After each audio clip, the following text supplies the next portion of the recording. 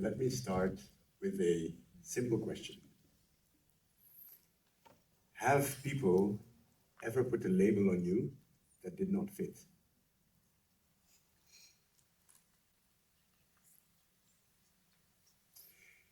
Now, for as long as I can remember, I've always wanted to belong, be part of a group, be part of the gang, one of the guys. At the same time, whenever I was part of this group, I always wanted everybody to know for sure that I was also somehow a little bit different, that I was the odd one out. So if in the group there's a place, I think I would have liked to be on the edge of that group. Now this, I think, could be about labels. The labels that we put on ourselves, the labels we use to identify, the labels we use to unite, to feel connected, and also the labels that we dislike, the labels we use to push people away, and also for self-exclusion. Now, I was born in Brussels and raised. The man on the right is my father, the woman on the left is my mom, super cute kid in the middle is me. My dad, stereotypically, he was a karate teacher. My mom, stereotypically, was a student. And I grew up between two worlds, or maybe in two worlds. Most of the time we lived in Belgium. Every other summer or every summer we went to Japan, visit my Japanese family with lots of aunts and cousins. And I had a good time growing up. For example, in 1986, that's before most of you were born, I already had a Famicom, which was later introduced in Europe as a NES in Europe, or a Nintendo console. Now that was super cool back then. One of the downsides was that I had to go to Japanese school every Saturday. The Japanese school is at UWC, so maybe some of you are familiar with that. I did not have a good time there. But the strange thing about growing up between these two worlds, or in these two worlds, is that I never felt really Belgian in Belgium, and I never really felt Japanese in Japan. Now, in Japan, there is a word for people like me. We are called hafu, which comes from the English word half, like half Japanese and half Belgian. And when I was living in Amsterdam about 20 years ago, I had my first hafu meetup. People, because of this label, reached out to me, and we had drinks, and we shared experiences. And this was the first time I met purposefully with other hafu, other than my sister, who at that time I wouldn't drink coffee with. But I also learned that hafu brings people together from all over the world in online communities, mostly. There are Facebook groups with thousands of hafu, all because of this label. Now, this label, or these Facebook groups, do not exist for half Belgian people. They don't exist for half Dutch people. I'm not sure about other nationalities, but the half Japanese thing is pretty unique. Now, in 2016, this one was born, and that was also the time that I decided to become a professional photographer. And my mentors then challenged me to work on a personal project. And it wasn't difficult to me to think about hafu as my next photo project. But I also wanted to do more. I didn't want to just photograph them. I wanted to understand how they experience their hafuness. Basic questions that I had was, what in me is Belgian? What in me is Japanese? What is hafu? And what is me in me? So these were the conversations that I was aiming for. And this is Ran. Ran is one of my kendo friends. Kendo is a Japanese martial art that I've been practicing for a very long time. And lots of hafu play kendo.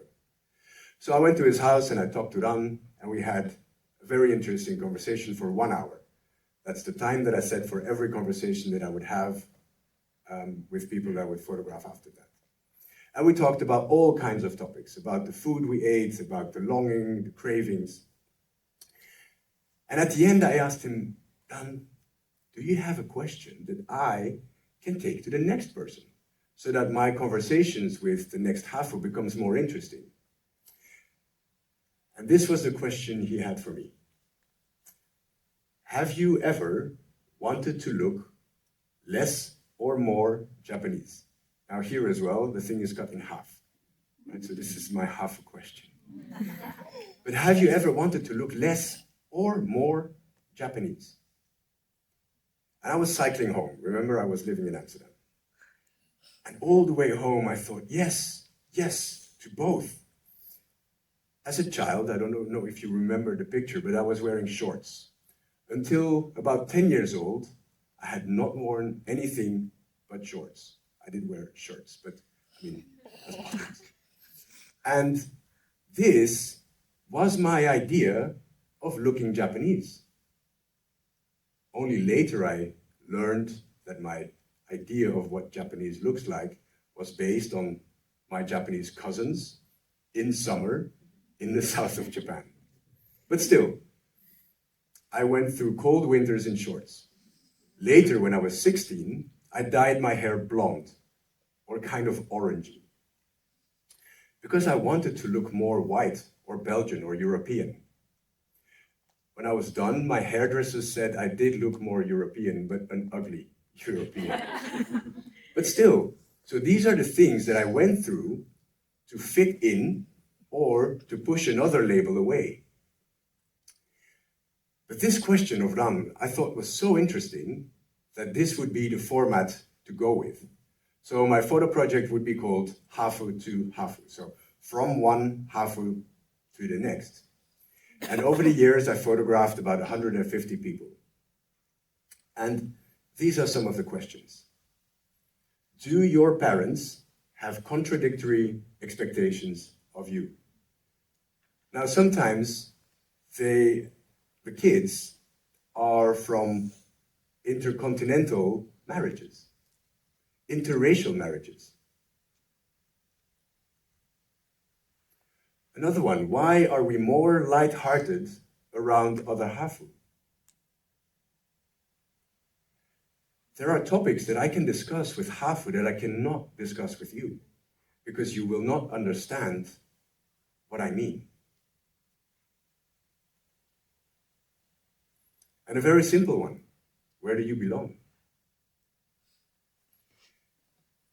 Now, in this format, in this project, I only share photos and questions. There are no answers. Metaphorically speaking, I think that my questions are like rocks in the river, and they remain. The question where you belong will always remain and will always be relevant.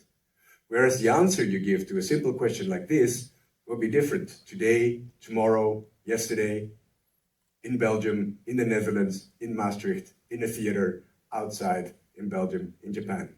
So depending on so many factors, the answers will be different. So the rock is the question, and the river is the answer that flows around it, and that always evolves. So over the years, I photographed about 150 people from 100 different nationalities. And I've learned a lot from all these 1 hour conversations. For example, that it makes a difference what the other nationality is. It's really different if you're half Japanese and half Belgian, like me, or half Japanese, half Kenyan, or half Japanese and half Korean. Other factors that make a difference is if your mom or dad is Japanese. Where did you grow up? In Japan, in the other country, or in a third country? Or what's your age? Are you 10 now? Or were you born in or just after the Second World War? Really makes a big difference. So I've held exhibitions around the world. I've published a photo book. I've had workshops. And like the one I had in Amsterdam, I organized meetups for Hafu, who could not participate in my project, to meet each other and to share insights and to share feelings that they didn't know others would ever understand. In this case, Hafu for me, although it might be seen as a label that is used by the Japanese society to set us apart and to say you are not fully Japanese, is a label that we embrace as a label that really brings us together. Now, moving forward, I live in Maastricht. And being back in Maastricht, I joined a Facebook group called Expats in Maastricht. It was really convenient because people would share tips. I picked up a rice cooker from another person. And I don't think I'm an expat. I've been living in the Netherlands for more than 25 years. I don't think I have a very highly skilled job. And I pay taxes. So, if anything, I'm more of an immigrant or a migrant than an expat. But I would probably not have joined if the group was called Migrants in Maastricht, because we have a positive connotation with expats. Expats come and bring something, right? They bring money, they bring knowledge, whereas migrants come and take something. They come and take our money, they come and take our welfare. But is it as simple as that? So my next project was called Expats X Migrants. And it was really simple. Again, the format, a photo of a person, a professional. I shared the name, the country of origin, and the job. So who do you see? An expat or a migrant? How about the next one? Jace, an English photographer. Do you see an expat or a migrant? And next one, a pizzaiolo from Italy. An expat or a migrant? Together with the University of Maastricht and with Studio Europa, we got some money together for bus shelters, because we wanted to show these photos in a different place than your typical art gallery. We wanted this project to be in your face, in the face of people who are not interested in the topic, because that's my audience. And I went around and interviewed people in front of these photos and asked, who do you see, expat or a migrant? And people would answer. I said, why do you think you say that? And most of them had to admit that it was bias, unconscious bias, but bias. And then I said, yes, but what are the criteria that you use? And they started to question their own criteria, which was really a lovely thing that happened. And then they said, yeah, but if I have a positive connotation or a negative connotation, what does that do to the person if I already put the label on them? What does that do to them? Here as well. Who do you see? Is the question I ask when people are waiting for their bus. Now, going back, I mentioned workshops, I think, that I held in Japan at universities. And I played a game. And the game was called 7 Labels. And I asked everybody to put 1 label on a piece of paper or on a sticker. And put it on themselves. And then look around for someone with the same or a similar label. So the men, the fathers would get together. And I asked them to put a hand on each other's shoulder. Then the women and the mothers would get together. And some of the foodies would get together. And some people would be left out and stand alone. And I asked the men, who's the best group? And they said, we are the best group. And I asked the women, who's the best group? We are the best group. And then they said, who's the worst group? The others are the worst group. So people got together, but they also separated from each other. And the distance grew. Then I said, because remember, 7 labels, I asked, can you put 6 more labels on yourself that describe you? And can you do the same? Can you put a hand on the shoulder of someone who has a similar or the same label as you. And then you can imagine what happens. People would connect and put their hands on each other's shoulder, and the whole group got together, and it was one big entangled mass. So, if anything, if there's a takeaway, it would be that labels are fine. I use them all the time. I use them to identify people and to make sense of the world. At the same time, I have to acknowledge that my perception may not be correct. And the game that I play is, can I imagine 6 more labels for this person? And then there will probably be some labels that connect with me. And that's what I want you to do as well. I want to challenge you to do the same. Thank you.